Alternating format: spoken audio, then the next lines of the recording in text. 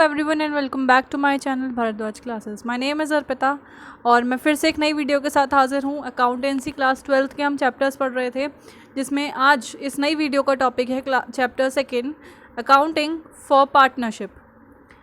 First part है ये मेरी वीडियो का और पार्टनरशिप के बारे में आज हम बहुत कुछ पढ़ेंगे। अगर मेरी वीडियो पसंद आती है तो लाइक करें, शेयर करें और मेरे चैनल को सब्सक्राइब करें। पार्टनरशिप का मतलब क्या होता है आपको पता ही है। पार्टनर्स दो या दो से ज़्यादा मिलकर के अगर कोई बिजनेस करते हैं तो उसे पार्टनर कहते हैं। 11th क्लास में हम ऑलरेडी पढ़कर आ चुके हैं एक सोल प्रोप्राइटरशिप, जहाँ पर एक सोल पर्सन होता था, वो अपना बिजनेस रन करता था। सारे प्रॉफिट्स उस सोल पर्सन के होते थे, जो भी प्रॉफिट्स हैं, जो भी लॉसेस हैं, सारे उस सोल पर्सन के हैं। सारा रिस्क वो बेयर करेगा, सारे एडवांटेजेस उसको मिलेंगे।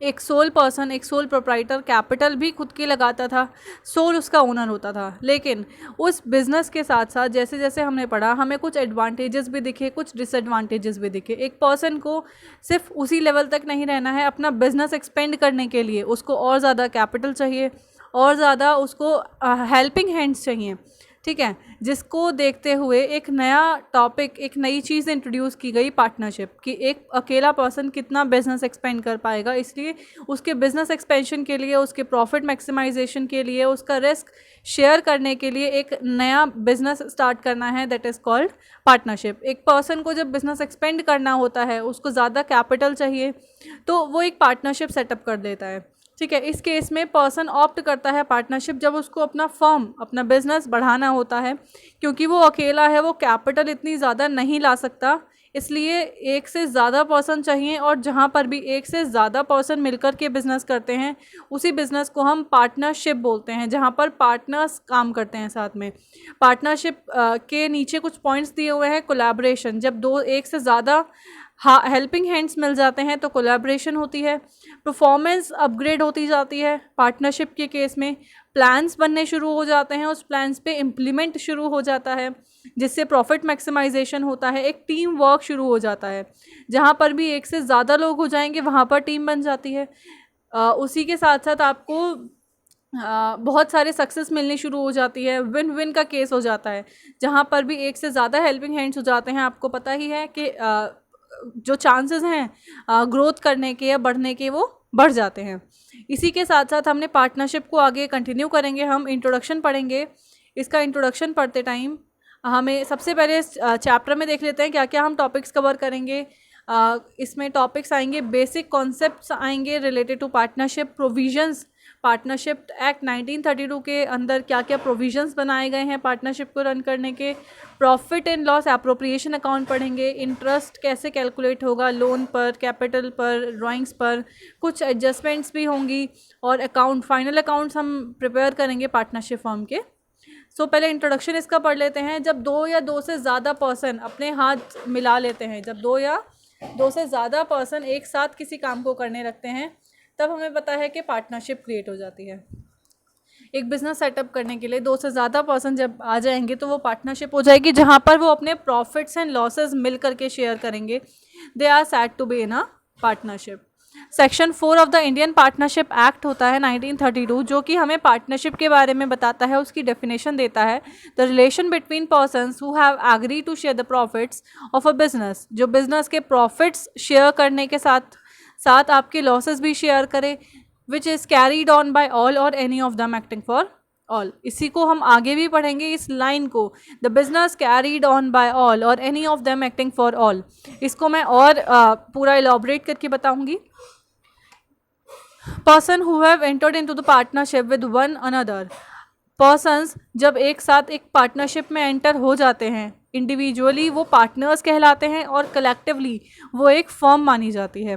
The name under which the business is carried, और जो ये पूरा बिजनेस कैरी डाउन होगा, जो भी हम इसका काम करेंगे, उसको हम फर्म को एक नाम दे देते हैं, ठीक। कुछ भी नाम दे सकते हैं, जैसे राम एंड श्याम कंपनी। इसी तरीके से उस फर्म को भी एक अलग नाम मिल जाता है। पार्टनरशिप फर्म के पास कोई सेपरेट लीगल एंटिटी नहीं होती, ये सिर्फ अपने पार्टनर्स के द्वारा ही चलाई जाती है और उसी के ही नाम से एक पार्टनरशिप फॉर्म की कोई सेपरेट लीगल एंटिटी नहीं होती है जैसे कंपनीज़ की होती है कि उसकी अपनी अलग स्टैम्प होती है, वो सिर्फ अपने ही नाम से चलती है। यहाँ पर पार्टनरशिप फॉर्म में कोई सेपरेट लीगल एंटिटी नहीं है, इसके पार्टनर्स के द्वारा ही ये जानी जाती है। अपने पार्टनर्स के साथ अगर ये नहीं होगी तो पार्टनरशिप फॉर्म का कोई मतलब नहीं है। इसके बाद कुछ एसेंशियल फीचर्स हैं इसके, वो पढ़ लेते हैं। 2 और मोर पर्सन्स, जैसे कि अभी बताया, at least there must be at least 2 persons to form a valid partnership. Maximum numbers of partnership कितने हो सकते हैं? अब हमने मिनिमम तो पढ़ लिया, एक क्राइटेरिया होता है कि हमें मैक्सिमम कितने उस पार्टनरशिप फॉर्म में रखने हैं, अदरवाइज़ वो कंपनी बन जाएगा एक लिमिट के बाद।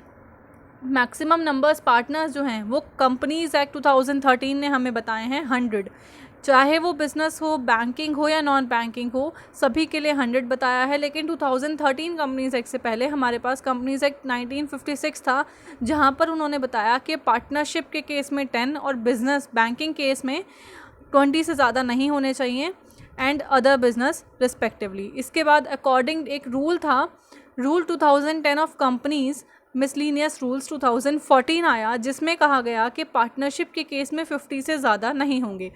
जहाँ पर हम एक्ट और रूल का कन्फ्लिक्ट हो जाता है, एक्ट कुछ कहता है, रूल कुछ कहता है, तो हम रूल को प्रेफरेंस देते हैं। तो जहाँ पर भी पार्टनरशिप फर्म के मैक्सिमम मेंबर्स की बात आती है, हम लिखेंगे 50 नॉट 100। इसके बाद एग्रीमेंट, पार्टनरशिप फर्म जो है एक एग्रीमेंट के साथ ही बनती है। एक पार्टनरशिप एग्जिस्टेंस में तभी आती है तब उसका एग्रीमेंट, उसमें एग्रीमेंट हो पार्टनर्स के बीच में, रिटर्न हो सकता है, ओरल हो सकता है अमंग द पार्टनर्स। लेकिन जहाँ पर भी रिटर्न एग्रीमेंट होता है, हम प्रेफर करते हैं कि ओरल की जगह हम रिटर्न को यूज़ करें। रिटर्न एग्रीमेंट जहाँ पर होता है, उस रिटर्न एग्रीमेंट को हम पार्टनरशिप डीड बोलते हैं।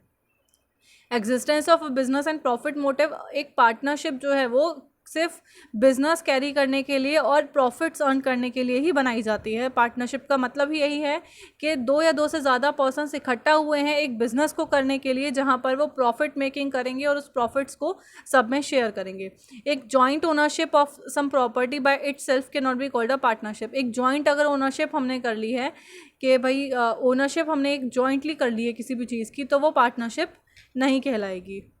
इसके बाद शेयरिंग ऑफ प्रॉफिट एग्रीमेंट होना चाहिए पार्टनर्स के बीच में, जिसका मेन एम है कि वो प्रॉफिट शेयर करेंगे, कि कितना कितना प्रॉफिट वो शेयर करें। If some person join hand to run some charitable activity, अगर चैरिटेबल एक्टिविटी के लिए आप लोग मिल रहे हैं तो वो पार्टनरशिप नहीं कहलाएगा, क्योंकि प्रॉफिट मोटिव ही पार्टनरशिप का मेन पर्पस है।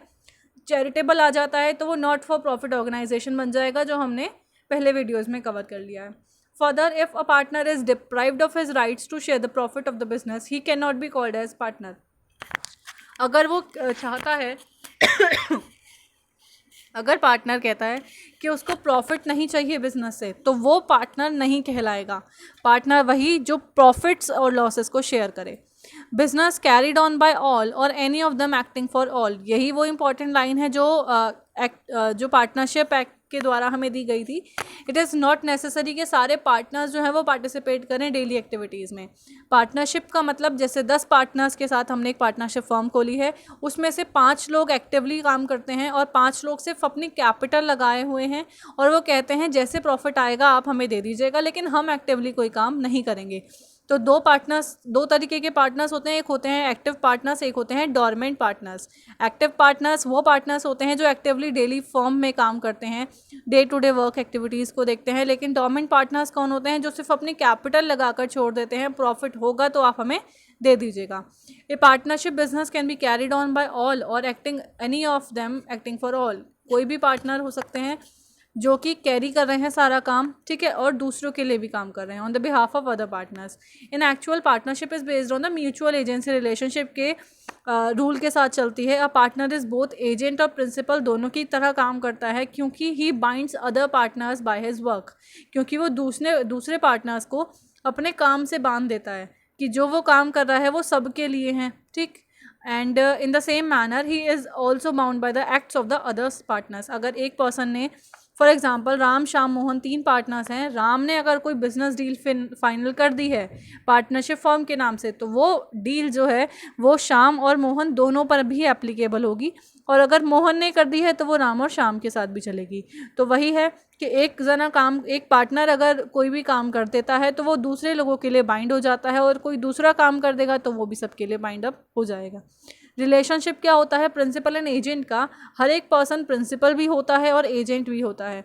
एजेंट क्यों होता है? क्योंकि वो दूसरों को बाइंड कर देता है। और प्रिंसिपल क्यों होता है? क्योंकि वो खुद ही बाइंड हो जाता है by the act of other partners.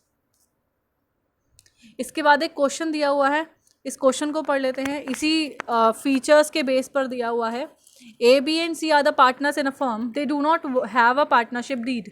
मैंने क्या कहा? एक रिटर्न एग्रीमेंट होना चाहिए जिसको हम पार्टनरशिप डीड बोलेंगे, लेकिन यहाँ पर पार्टनरशिप डीड है ही नहीं। Eight the end of the first year of the commencement of business, commencement of business के बाद they have face the following problems. He want the interest on capital. अच्छा, इस क्वेश्चन को करने से पहले कुछ और पॉइंट्स पढ़ लेते हैं, इस क्वेश्चन को बाद में देखेंगे। एक होता है लिमिटेड लायबिलिटी पार्टनरशिप, एक पार्टनरशिप का ही टाइप समझ लीजिए। लिमिटेड लायबिलिटी पार्टनरशिप एक पार्टनरशिप की तरह ही इनकॉर्पोरेट होती है, रजिस्टर होती है, लेकिन लिमिटेड लायबिलिटी पार्टनरशिप एक्ट 2008 के अंदर में, जहाँ पर लायबिलिटी है वो लिमिटेड हो जाती है, परपीचुअल सक्सेशन हो जाता है। पार्टनरशिप क्या होती है?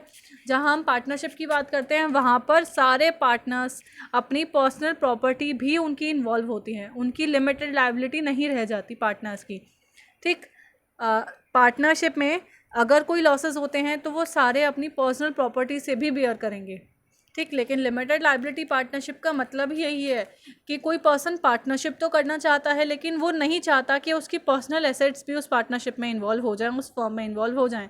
इसी प्रॉब्लम को सॉल्व करने के लिए एक लिमिटेड लायबिलिटी पार्टनरशिप का कॉन्सेप्ट लाया गया, जहाँ पर पार्टनर्स की जो लायबिलिटी है वो लिमिटेड हो जाती है। सिर्फ जितना उन्होंने कैपिटल लगाया है फर्म में, वो उसी के लिए लायबल होते हैं लॉसेस बियर करने के लिए। परपीचुअल सक्सेशन होती है, अगर कोई भी पार्टनर मर जाता है या छोड़कर चला जाता है, ये चलती रहती है, लिमिटेड लायबिलिटी पार्टनरशिप नहीं रुकती। It is viewed as an alternative corporate business vehicle that provides the benefits of limited liability. एक प्रोवाइड करती है बेनिफिट लिमिटेड लायबिलिटी का अपने पार्टनर्स के लिए, but allow its partners the flexibility of organizing their internal structure. साथ ही साथ ये फ्लेक्सिबिलिटी देती है पार्टनर्स को कि वो किस तरीके से अपना इंटरनल स्ट्रक्चर बनाना चाहते हैं, जैसे कि पार्टनरशिप में होता है, म्यूचुअल अराइव्ड एग्रीमेंट के साथ। साइलेंट फीचर्स होते हैं कुछ, इसके साइलेंट फीचर्स देख लेते हैं। Limited liability partnership is a corporate and legal entity होती है, separate from its members. Company की तरह इसका भी सेपरेट एंटिटी होता है अपने मेंबर्स से, पार्टनरशिप में ऐसा नहीं था। Every limited liability partnership shall have at least 2 partners होने चाहिए और एटलीस्ट 2 इंडिविजुअल्स जो हैं वो डेजिग्नेटेड होने चाहिए। डेजिग्नेटेड पार्टनर्स होते हैं is a kind of directors, ठीक, of whom at least 1 shall be resident in India. और 2 डेजिग्नेटेड पार्टनर्स में से एक पार्टनर एटलीस्ट वो इंडिया का रेजिडेंट होना चाहिए। The partnership act 1932 shall not applicable to the limited liability partnership. अभी ऊपर पढ़ा था, limited liability partnership act 2008 follow होता है LLP में, और पार्टनरशिप में IPA 1932 होता है। लिमिटेड लायबिलिटी पार्टनरशिप के पास परपीचुअल सक्सेशन होता है। सेंट्रल गवर्नमेंट के पास पावर होता है कि वो लिमिटेड लायबिलिटी पार्टनरशिप के अफेयर्स को इन्वेस्टिगेट कर सके अगर ज़रूरत पड़ती है तो, और अपॉइंट करती है competent inspector for this purpose. इसके बाद पार्टनरशिप डीड देख लेते हैं क्या होता है। पार्टनरशिप डीड एग्जिस्टेंस में आती है, जैसे ही पार्टनरशिप डीड बनाएंगे आप, तभी पार्टनरशिप की जो फॉर्म है वो एग्जिस्टेंस में आएगी। पार्टनर्स के बीच में बहुत ज़रूरी है कि एग्रीमेंट हो, और उस एग्रीमेंट, इस पार्टनरशिप डीड के बहुत सारे फ़ायदे हैं, अभी हम आगे पढ़ेंगे। Agreement can be either oral और रिटर्न, दोनों ही तरीके से हो सकता है पार्टनर्स के बीच में एग्रीमेंट, लेकिन हम प्रेफर करते हैं कि रिटर्न में हो, और अगर रिटर्न में हो जाता है तो वो पार्टनरशिप डीड कहलाता है। Partnership act does not require that the agreement must be in return. Partnership act हमें ये बाउंड नहीं करता है कि हमें रिटर्न में लिखना चाहिए, लेकिन फॉर द सेफ साइड हम इसको रिटर्न में ही लेते हैं। But whether it is in return the documents which contains the terms of agreement, और जो रिटर्न एग्रीमेंट है उसमें बहुत सारे टर्म्स एंड कंडीशंस होते हैं हमारे पार्टनरशिप फॉर्म के लिए, उसी को हम पार्टनरशिप डीड बोल देते हैं।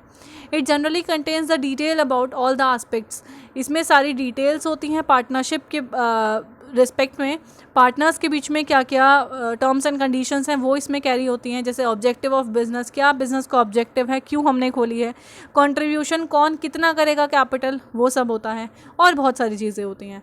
It regulates the rights, partnership deed regulate करती है राइट्स, ड्यूटीज़ और liabilities of the partners. Rights, कौन क्या काम करेगा, किसका कितना काम है, वो राइट्स, किसका कितना हक है, वो राइट्स। ड्यूटीज़, कौन कहाँ जाकर क्या करेगा, ये ड्यूटीज़। किसी की अकाउंट्स में ड्यूटी है, किसी का डिस्ट्रीब्यूशन का काम है, किसी का पैकेजिंग का काम है। पार्टनरशिप किसी भी तरीके से हो सकती है। अपने नेचर के अकॉर्डिंग ये अपने राइट्स और ड्यूटीज़ को बांट लेते हैं और लायबिलिटी किसकी कितनी है, ठीक, of the partners, and avoids the disputes in the future by acting as a proof की तरह काम करता है। The clause of partnership deed can be altered with the consent of all the partners. हम पार्टनरशिप डीड को alter भी कर सकते हैं, मीन्स चेंज कर सकते हैं सारे पार्टनर्स की सहमति के साथ। The deed should be a properly drafted and prepared. सही तरीके से ड्राफ्टेड होनी चाहिए, प्रिपेयर्ड होनी चाहिए एज पर द प्रोविजंस जो कि स्टैम्प एक्ट ने बताए हुए हैं, और रजिस्ट्रार ऑफ फर्म के पास ये रजिस्टर होनी चाहिए। कुछ कंटेंट होते हैं पार्टनरशिप डीड के, वो देख लेते हैं। सबसे पहले नाम और एड्रेस होना चाहिए हमारी फर्म का और उसका मेन बिजनेस क्या है। सेकेंड पॉइंट, नेम और एड्रेस सारे पार्टनर्स का, कौन किसका क्या नाम है, एड्रेस क्या है। कैपिटल किसने कितनी लगाई है, कंट्रीब्यूशन कितना हुआ है वो। अकाउंटिंग पीरियड फर्म का क्या है, जनवरी टू दिसंबर है या अप्रैल टू मार्च है। डेट क्या है कमेंसमेंट की पार्टनरशिप के। रूल्स क्या हैं, बैंक अकाउंट किसके अकाउंट से पैसा कटेगा, किसका कैसा अकाउंट है, तीनों मिलकर के बैंक अकाउंट खोल रहे हैं, ठीक है। प्रॉफिट और लॉसेस शेयरिंग रेशियो कितना होगा, जिसने जितनी कैपिटल लगाई है उस रेशियो में मिलेगा या किसी के काम करने के बेसिस पर मिलेगा, जैसे भी होगा। रेट ऑफ इंटरेस्ट क्या होगा, कैपिटल पे लोन लिया है उसका इंटरेस्ट कितना पे करना होगा। ड्राइंग्स अगर कोई करता है तो उसमें कितना इंटरेस्ट पे करना होगा। मोड ऑफ ऑडिटर्स अपॉइंटमेंट, के ऑडिटर अगर हम अपॉइंट करेंगे तो उसका क्या तरीका होगा, अगर कोई होगा तो सैलरी कितनी होगी, कमीशन कितना पे करेंगे किसी भी पार्टनर को अगर पे करना है तो। राइट ड्यूटी लायबिलिटीज़ हमने पढ़ा था अभी। ट्रीटमेंट क्या होगा अगर लॉसेस होगा, इंसॉल्वेंसी हो जाएगी, ठीक है, एक या एक से ज़्यादा पार्टनर की। इंसॉल्वेंसी का मतलब होता है उसका घर बार ख़त्म हो जाना, उसका घर बिक जाना, या फिर बैंकरप्सी तो अलग केस हो गया, ठीक। उस सब में क्या ट्रीटमेंट होगा। Settlement of accounts on dissolution of firm, अगर फर्म को हम बंद करना चाहें, डिसॉल्व करना चाहें तो उस टाइम पर कितना किसको पैसा मिलेगा, अकाउंट्स के बेसिस पर। मेथड क्या होगा सेटलमेंट का, डिस्प्यूट्स में, ठीक है, अमंग द पार्टनर्स। रूल्स क्या होंगे, एडमिशन अगर हमें किसी और पार्टनर का करना है तो उसमें क्या रूल होंगे। रिटायर कोई हो रहा है, डेथ हो गई किसी पार्टनर की। Any other matter relating to the conduct of a business, सारे ही पार्टनरशिप डीड में आते हैं। Normally the partnership deed cover all the matters acting relationship of partners among themselves. Relationship बनाने के बाद सारे ही मैटर्स कवर करता है partnership deed. However, if there is no express agreement or a certain matter, the provision of Indian Partnership Act 1932 applicable होता है। या तो आप अपनी डीड बना लीजिए जहाँ पर आप अपने हिसाब से अपने रूल्स लिखिए। अगर आपने पार्टनरशिप डीड नहीं बनाई है तो पार्टनरशिप एक्ट 1932 को आपको फॉलो करना पड़ेगा, ठीक। डिफरेंट तरीके के पार्टनर्स होते हैं, जनरल एंड लिमिटेड पार्टनर्स होते हैं, ठीक है। जनरल पार्टनर मैनेज करते हैं, पार्टिसिपेट करते हैं पार्टनरशिप में एक्टिवली, और उनकी लायबिलिटी होती है for the debts. Whereas limited partners invest करते हैं बिजनेस में लेकिन वो इंटरफेयर नहीं कर सकते मैनेजमेंट में, ठीक। सैलरीड पार्टनर होते हैं, इक्विटी पार्टनर्स होते हैं। पार्टनरशिप में कुछ पार्टनर्स होते हैं जिसको सैलरी देनी होती है, कुछ होते हैं जिसको इक्विटी पार्टनर होते हैं, have a share in the business, उसमें बिजनेस में उनका शेयर होता है। डिफरेंट लेवल ऑफ पार्टनर्स होते हैं, जॉब रोल पर होते हैं, रिस्पॉन्सिबिलिटी होती हैं, इन्वेस्टमेंट होती हैं, level of inputs and may be different. कुछ अकाउंटिंग रूल्स एप्लीकेबल होते हैं अगर पार्टनरशिप डीड नहीं होती है तो। प्रॉफिट शेयरिंग क्या हो जाती है, ये पार्टनरशिप एक्ट 1932 के अकॉर्डिंग मैं बात कर रही हूँ। यहाँ पर अगर पार्टनरशिप डीड नहीं है तो शेयरिंग प्रॉफिट क्या है वो इक्वली हो जाएगा irrespective of their share of capital contribution, ठीक। इंटरेस्ट ऑन कैपिटल उनको नहीं मिलेगा। रेम्यूनरेशन और सैलरी पार्टनर्स को नहीं मिलेगी। अगर पार्टनर ने लोन लिया है तो उसको 6% पर एनम का लोन इंटरेस्ट पे करना पड़ेगा, और अगर ड्राइंग्स की हैं तो इंटरेस्ट चार्ज नहीं किया जाएगा, इंटरेस्ट ऑन ड्राइंग्स उसको नहीं मिलेगा। इसके बाद एक क्वेश्चन रह गया था, वो क्वेश्चन हम पढ़ लेते हैं। एक मिनट, मैं क्वेश्चन खोलती हूँ। हमने एक क्वेश्चन था, A B and C partners हैं फर्म में, उनके पास पार्टनरशिप डीड नहीं है। At the end of the first year के ख़त्म होने के बाद, फर्म के कमेंसमेंट के 1 साल के बाद, they face the following problems.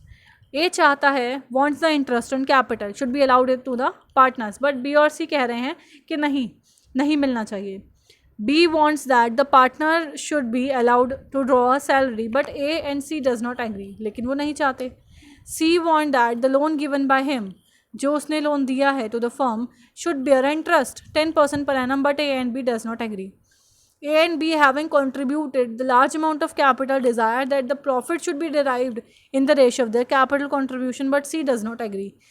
उसने इतना ज़्यादा उन्होंने कैपिटल दिया है, वो चाहते हैं कि कैपिटल देने के रेशियो में ही उनको प्रॉफिट मिले, लेकिन सी मना कर रहा है. इस केस में, इस डिस्प्यूटेड केस में पार्टनर्स को क्या अप्रोच फॉलो करनी चाहिए वो आपको बताना है. पार्टनरशिप डीड साइलेंट है. First point, A want the interest on the capital should be allowed to the partners. B और सी मना कर रहे हैं, तो हमने रीजनेबल जजमेंट क्या देना है. पार्टनरशिप एक्ट ये कहता है कि कोई भी capital on interest on capital grant नहीं की जाएगी, क्योंकि ए, बी और सी के पास कोई एग्रीमेंट ही नहीं साइन किया हुआ है कि वो इंटरेस्ट ऑन कैपिटल पे करेंगे. बी चाहता है, बी पॉइंट में, B wants that the partner should be allowed to draw a salary, but A and C can not agree कि हम सैलरी ड्रॉ कर लें अपनी, ठीक, ड्राइंग्स कर लें, जहाँ के ए और सी मना कर रहे हैं. तो जजमेंट क्या होगा. No partners are liable for any salary because of no partnership agreement. कोई सैलरी नहीं मिलेगी क्योंकि कोई पार्टनरशिप एग्रीमेंट ही नहीं है. सी पॉइंट में, C wants that the loan given by him to the firm should bear interest. जो उसने फर्म को लोन दिया है वो उसमें 10% इंटरेस्ट ले. तो जजमेंट ये निकलता है सिर्फ 6% इंटरेस्ट ही अलाउड होगा पार्टनर्स लोन पर when there is a no partnership agreement. D point में, A and B having contributed large amount of capital desire that the profit should be divided in the ratio of the capital contribution, but C does not agree. So the judgement is profit will be equally distributed in the absence of any partnership deed. So is that clear. मुझे लगता है कि मैंने अभी तक जो बताया आप सबको समझ आ गया होगा. So that's all for today. Thank you very much for watching my video. अगर आपको वीडियो समझ आई, लाइक कीजिएगा, शेयर कीजिएगा और मेरे चैनल को सब्सक्राइब कीजिएगा अगर आप अभी तक मेरे चैनल पर नए आए हैं तो. और साइड में दिया हुआ बेल आइकन ज़रूर प्रेस कीजिएगा जिससे मेरी आने वाली वीडियोज़ की नोटिफिकेशन आप तक मिलती रहें. सो नेक्स्ट वीडियो में मिलते हैं, तब के लिए